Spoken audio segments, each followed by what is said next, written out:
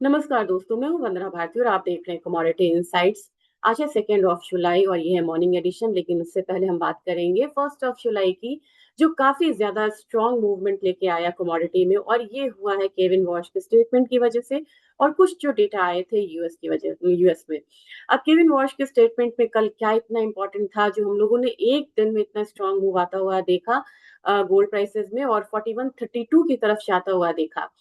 अब उन्होंने 2-3 चीज़ें यहाँ पे बड़ी साफ करी हैं। उन्होंने कहा है कि क्रूड ऑयल के प्राइसेस नीचे की तरफ आए हैं, तो इन्फ्लेशन कंसर्न काफ़ी हद तक कम हुआ है। लेकिन जो क्रूड का इन्फ्लेशन का जो उनका टारगेट रेट होता है 2%, उससे अभी काफ़ी ऊपर है इन्फ्लेशन। तो यहाँ पे मार्केट ने रिएक्शन इस तरीके से दिया कि अभी इमीडिएट यहाँ पे कोई भी इंटरेस्ट रेट हाइक को बाजार नकारा है।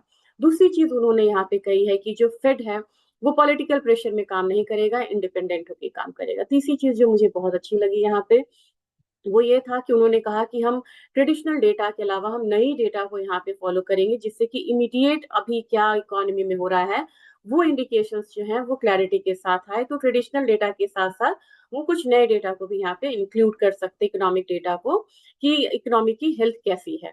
अब इस सब चीजों के बीच में हम लोगों ने बहुत बड़े मूव्स आते हुए देखे हैं कमोडिटी में। आज के दिन देखा जाए तो एक बेस ही यहाँ पे ऊपर की तरफ बना, और एक रिएक्शन आपने आता हुआ देखा जैसे इंटरेस्ट रेट हाइक की बात यहाँ पे थोड़ी सी मतलब कम हुई कि अब इंटरेस्ट रेट हाइक होगा। डॉलर ने जो एक हायर साइड दिखाया था 101.62 का, वो यहाँ पे फिजल आउट होता हुआ दिखा। आज डॉलर इंडेक्स, हालांकि कमजोर इसको हम नहीं मानेंगे, कभी भी अगर पलट जाए तो चार्ट पे ये तेज है, लेकिन एक रेंज में है। हमारा बाजार जो है वो भी यहाँ पे एक रेंज में है। गोल्ड को देखा जाए तो गोल्ड जो है 4066 के करीब ट्रेड हो रहा है। लेकिन अब एक चीज तो है कि ये 4000 से ऊपर हो रहा है। आप लोगों ने एक बहुत अच्छा यहाँ पे ऑब्जर्वेशन लिया था, ये काफी काबिले तारीफ है। 3972 वाले में एक ट्रिपल बॉटम बना हुआ है, 1, 2 और 3, ये ट्रिपल बॉटम है। यहाँ से प्राइसेस थोड़ा सा ऊपर तो जाना चाहिए। प्राइसेस को आप मान के चलिए कि 4214 दिखा रहा है, यहाँ तक एक बारी आ सकता है गोल्ड प्राइसेस ऊपर की तरफ। तो फिलहाल ध्यान जो है, भले ही अभी ये थोड़ा सा डाउन साइड दिखा रहा हो, लेकिन अपसाइड में यहाँ पे 4214 का एक लेवल जो है वो शॉर्ट टर्म में बनता हुआ नजर आ रहा है। इसको इंट्राडे से बिल्कुल कंफ्यूज मत करिएगा। जबकि आपको अलर्ट कहाँ पे होना है कि प्राइसेस नीचे की तरफ जा सकता है, ये लेवल 3970 से नीचे जाए तब जाके हम इसे गोल्ड को फर्दर करेक्शन की तरफ आता हुआ देख सकते हैं। आज के दिन डेटा यहाँ पे अगर देखा जाए तो थोड़ा सा वीक होके आने की उम्मीद है। नॉन फार्म पेरोल पे कम लोग आ रहे हैं, अनएम्प्लॉयमेंट सिमिलर है, इनिशियल जॉबलेस क्लेम यानी जॉबलेस लोग बढ़ते जा रहे हैं, और मतलब पेरोल पे कम आ रहे हैं। हो सकता है कि डेटा को पुश मिले और शाम के सत्र में हम गोल्ड में एक बाइंग आता हुआ देखें, या पूरे दिन कंसोलिडेट करके वो शाम में एक बाइंग दिखाए। हमारे मार्केट में अगर देखा जाए ये वाला जो लेवल है इसको यहाँ पे ब्रीच करता हुआ नहीं किया। ये मैंने 2 ड्रॉ किया था, 1,40,000 का, और वो ब्रीच करता है तब 1,35,700 का, लेकिन वहीं से वापसी हुई है। अब वापसी को आप यहाँ पे कैप मान सकते हैं 1,48,000 के करीब, और वहां तक प्राइसेस जो है वो आती हुई रुक सकती है। सिल्वर में अभी आप देखेंगे इनिशियली एक यहाँ पे मतलब वीकनेस दिख रहा है, इसमें भी यहाँ पे डबल बॉटम बनता हुआ दिखा था। एग्जैक्ट लेवल मैं आपसे यहाँ पे शेयर कर देती हूँ, ये 55.85। इससे नीचे ये कमोडिटी नहीं गई है, तो 55.85 को भी आप एक मतलब कि वो मान सकते हैं कि इससे नीचे जाए तभी चांदी यहाँ पे थोड़ा सा कमजोर होता हुआ दिखेगा। और जो मैंने आपको $61 बोला था उसको स्टिल इंटैक्ट रखिए, मैं उस पर कायम हूँ कि 61.5 से लेके $62 के बीच आपको एक रेजिस्टेंस आ सकता है। और उससे ऊपर की क्लोजिंग के बाद ही हम यहाँ पे एक बार $66 का एक लेवल मानेंगे। तो आज के दिन भी हो सकता है कि ये थोड़ा सा बढ़ता हुआ नजर आए। जबकि आपको अगर सिल्वर अपने बाजार की बात की जाए तो अपने बाजार में 2,30,000 के करीब यहाँ पे क्लोजिंग हुई है। मुझे लग रहा है कि आज तो जिस हिसाब से बाहर ट्रेड कर रहा है, एक मार्जिनल मतलब कि ट्रेड रेंज में ओपन हो सकता है, लेकिन अपसाइड आपको 2,40,000 तक सिल्वर का दिखाई दे सकता है। सतर्क रहने की बात यह है कि 2,25 से नीचे आते ही ये थोड़ा सा वीक हो सकता है। ओवरऑल 3 दिन का हमने पैटर्न जो देखा है, 2 दिनों का, मॉर्निंग सेशन में करेक्शन और फिर यहाँ पे एक बाइंग रिटर्न आती है। काफी लोगों ने बोला कि मैंने गोल्ड बीस नहीं कवर करा है। मैं इवनिंग वाले में गोल्ड बीस नहीं कवर करती हूँ ज्यादा, लेकिन आपको एक चीज बताना चाहूंगी। देखिए यहाँ पे काफी ज्यादा कंसोलिडेशन बन रहा था 114 के करीब। अब कल का मार्केट जो है वो 3:30 के बाद तो क्लोज हो जाती है निपॉन। आज जो रिएक्शन आएगा वो आज रिएक्शन इसे 117 के करीब ले जाने की कोशिश करेगा, और वहां से ये देखिए यहाँ से एक रिवर्सल जो है हल्का यहाँ पे बनता हुआ नजर आ सकता है गोल्ड बीज में। डाउन साइड आपको भी पता है जो उस कल का लो लगा था वही हमारा एक बेस बनेगा, वो है 114 के करीब का। अब 100 यहाँ पे आप ये वाला लेवल मान के चलिए कि आ सकता है 117 वाला।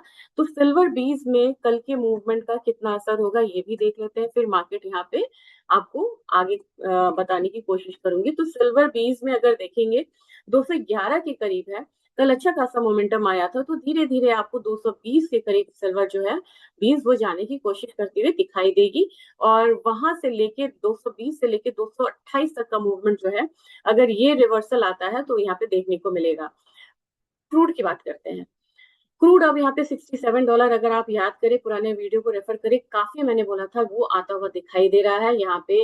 ज्यादातर मतलब कि यूएस की तरफ से प्रेशर आता हुआ दिखाई दे रहा है, लेकिन इंडियन क्रूड बास्केट अभी भी $74 की तरफ है। तो ये हम मान के चलेंगे कि डब्ल्यूटीआई की वायदा बाजार में ज्यादा कमजोरी है, और जबकि फिजिकल में ये अभी भी हायर साइड थोड़ा सा ट्रेड करता हुआ नजर आ रहा है।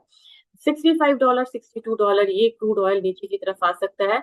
आज के दिन में हमारे बाजार में एक बार 65.25 तो लगा है नीचे की तरफ। एक बार मैं शॉर्ट टर्म का ही बता देती हूँ, ये 61-60 के करीब एक बार क्रूड ऑयल नीचे की तरफ आ सकता है, जबकि टेंशन जो है वो अपनी तरफ बने हुए हैं, लेकिन इसका रिएक्शन इस पे बहुत ज्यादा नहीं है।